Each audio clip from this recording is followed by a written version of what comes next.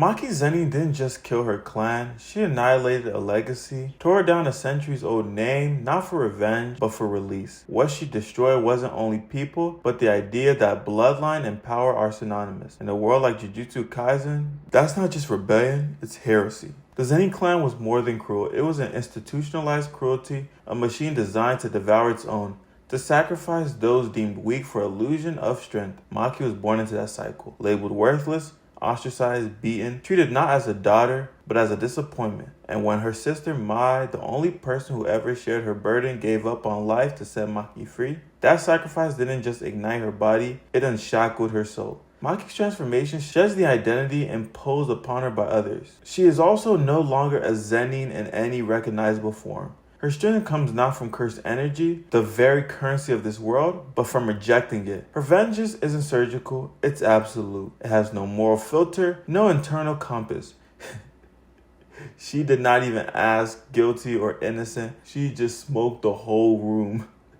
She swung her blade as the judge, jury, and executioner. She didn't just burn the system, she salts the earth it stood on. And this raises a question for me. Is it moral to destroy an evil so thoroughly that even its potential for good is lost? She used others as a mean to an end for her freedom. She took lives without regard for their autonomy, their subjectivity. But from her lens, if her act ends the clan's abuse forever, if no child is born again into that same torment, is it not justified? And what complicates this is that Maki is not even insane. She's just lucid and calm. She executes this massacre with no blind rage. That's what makes it terrifying. And yet there is no relief when she does this. She doesn't even celebrate or crack a smile, only silence. Because in killing the Zenin, she didn't just kill her abusers, she killed the last piece of herself. She killed her father, her cousins, her elders, but also her childhood, her hope, her sister's dream for peace. That sword she swung cut both ways. And in a world built on inherited pain, can salvation only come to annihilation? Maki's massacre is not just a power fantasy, it's a tragedy in slow motion. A meditation on what happens when a system fails to protect the innocent for too long. And this is where I have a beef with a lot of people who are more so celebrating it. If we're being honest, not only just in JJK, most clans or most institutions are corrupt. The Gojo clan alone is aloof and elitist. The Kamo clan produced Noritoshi Kamo, who is one of the most monstrous sorcerers in history. And the Zenin clan,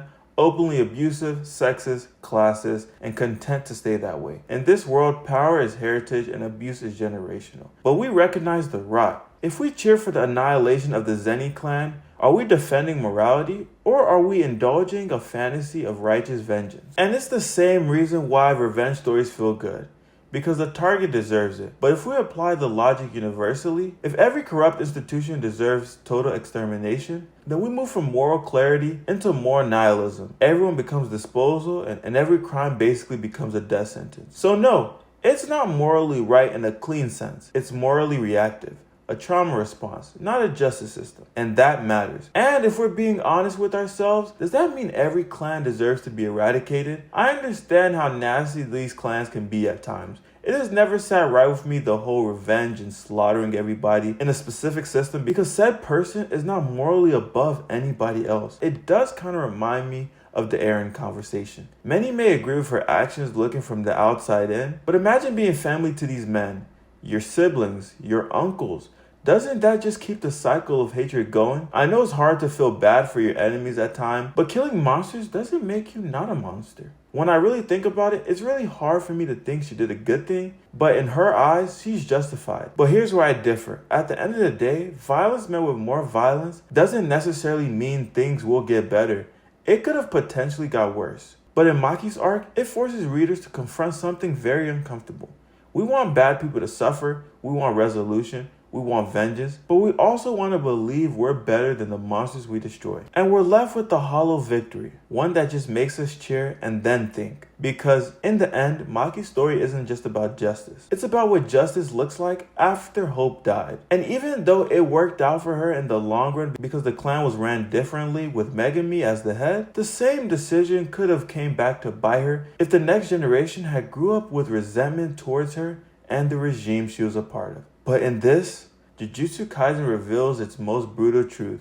Sometimes the world breaks people so completely that the only thing left for them is to leave everything on fire.